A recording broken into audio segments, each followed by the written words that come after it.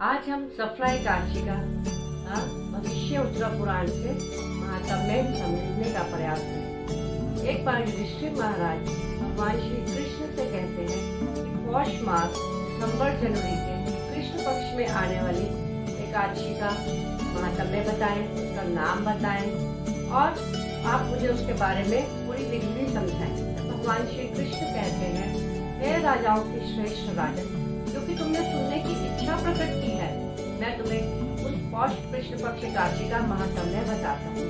इस एकादशी को सफला एकादशी कहते हैं। मैं बलिदान और दान आदि से इतना प्रसन्न नहीं होता ताकि मेरे भक्तों के द्वारा एकादशी के पूर्ण दिवस का व्रत रखने से होता हूँ। अपने भाग्य के अनुकूल अतः मनुष्य को एकादशी के दिन, जो भगवान हरि नारायण का दिन होता है, व्रत रखना चाहिए। वो राजाओं के श्रेष्ठ राजा, इस सफला एकादशी का व्रत रखने से जो पुण्य मनुष्य को मिलता है वो सबसे अधिक पुण्य होता है। इतना पुण्य उसे किसी यज्ञ, तीर्थ या किसी व्रत से नहीं मिलता है। तो तुम्हें इस एकादशी को रखना चाहिए और इसका महात्म्य अब मैं आपको सुनाता हूँ, आप सुने। चंपावती नगर में साधु रूप राजा महिष्मता राज्य करता था। उसके 4 पुत्र थे। इन पुत्रों में सबसे बड़ा पुत्र लोमपाक था। वो हमेशा पाप में कार्यों में लिप्त रहता था। पर स्त्री मान करना, क्रिया करना, पतित वैश्वाओं के पास जाना, नित्य संग करता था। उसने दुष्ट कार्य धीरे धीरे धीरे धीरे राजा का सारा धन कम होता गया। लोमपाक जो है देवताओं की आलोचना भी करता था। देवता तो भगवान के प्रतिनिधि होते हैं।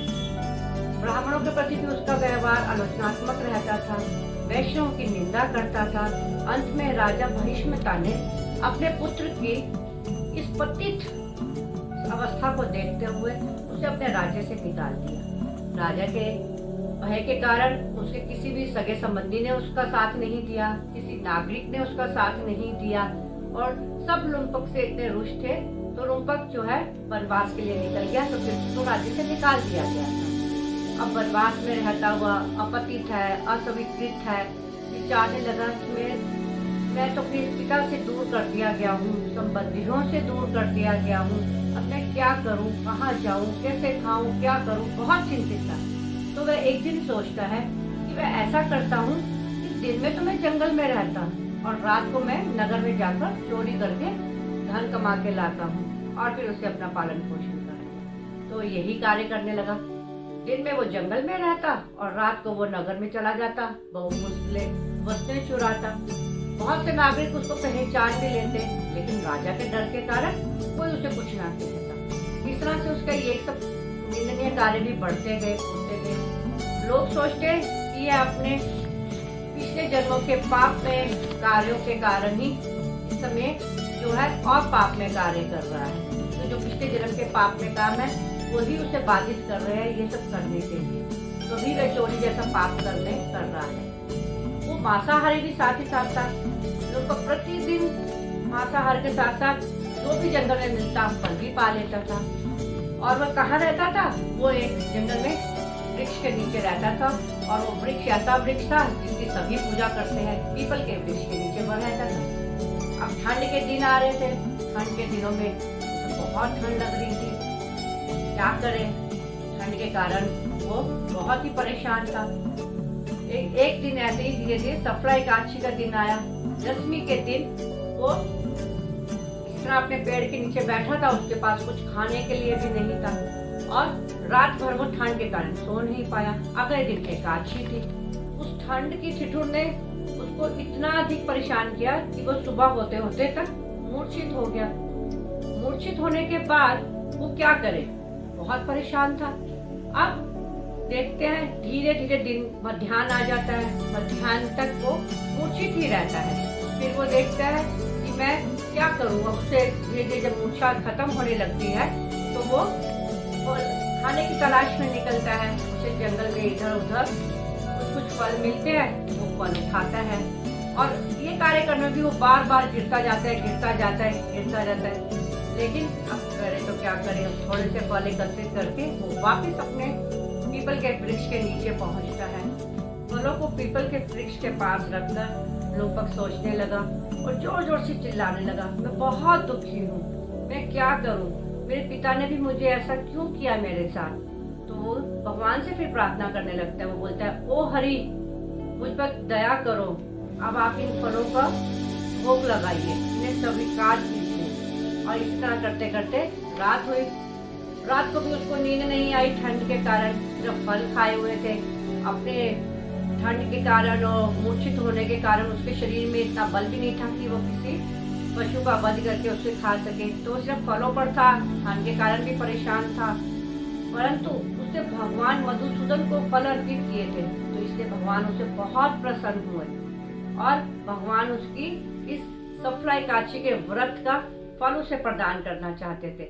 लोपक ने जाने अनजाने में ही सफला एकादशी का व्रत रख लिया था। तो भगवान जो है उससे बहुत प्रसन्न होते हैं और वो कहते हैं कि युधिष्ठिर महाराज, अब आप सुनिए कि किस तरह से उसको इस सफला एकादशी के कारण ही अपना राज्य प्राप्त हुआ। फिर भगवान श्री कृष्ण जो है युधिष्ठिर महाराज को बताते हैं कि एकादशी के अगले दिन जब सूर्योदय हुआ तो क्या हुआ। तो भगवान कहते हैं, हे राजा के पुत्र, आपने सफला एकादशी का व्रत रखा था, इस व्रत के फल के अनुसार आपको आपका राज्य प्राप्त होता है। आप अपने नगर में जाइए और अपने पिता के पास जाइए, पिता को साथ सुख पूर्वक रहिए। इस भविष्यवाणी सुनकर लोपक जो है घोड़े पर चढ़ जाता है और अपने नगर पहुंचता है। और अपने नगर पहुंचकर अपने पिता को प्रणाम करता है और पिता अपने पुत्र को वैष्णव वेशभूषा में और तिलक में देखकर अति प्रसन्न होते हैं और उसको अपना राज्य प्रदान करते हैं और खुद वानप्रस्थ में निकल जाते हैं। तो इसी तरह से लोपक जो है हर एकादशी के दिन एकादशी का पालन करता, अपनी पत्नी और पुत्र के साथ बहुत ही सुखपूर्वक राज्य का भोग करने लगा। परंतु वह एकादशी का व्रत रखना ना भूलता था। वह हर एकादशी को व्रत का पालन करता और इस तरह से अपने नियंत्रित मन और इंद्रियों को भगवान हरि की सेवा में लगाते हुए वह भी अपने पिता की तरह ही वृद्धावस्था में अपने राज्य को छोड़कर सारा राज्य पुत्र को प्रदान करके वन में गया और सारी भौतिक इच्छाओं को भी उसने त्याग दिया था। और अंत में वह भगवान हरि के धाम अपने घर भगवत धाम वापस पहुंच सका। तो भगवान कहते हैं, हे युधिष्ठिर, जो लोपक की तरह मुझमें से विनती करता है और संपूर्ण पश्चाताप और उत्तेजना से मुक्त हो जाता है, वास्तव में वह गौरवपूर्ण सफला एकादशी का व्रत रखता है।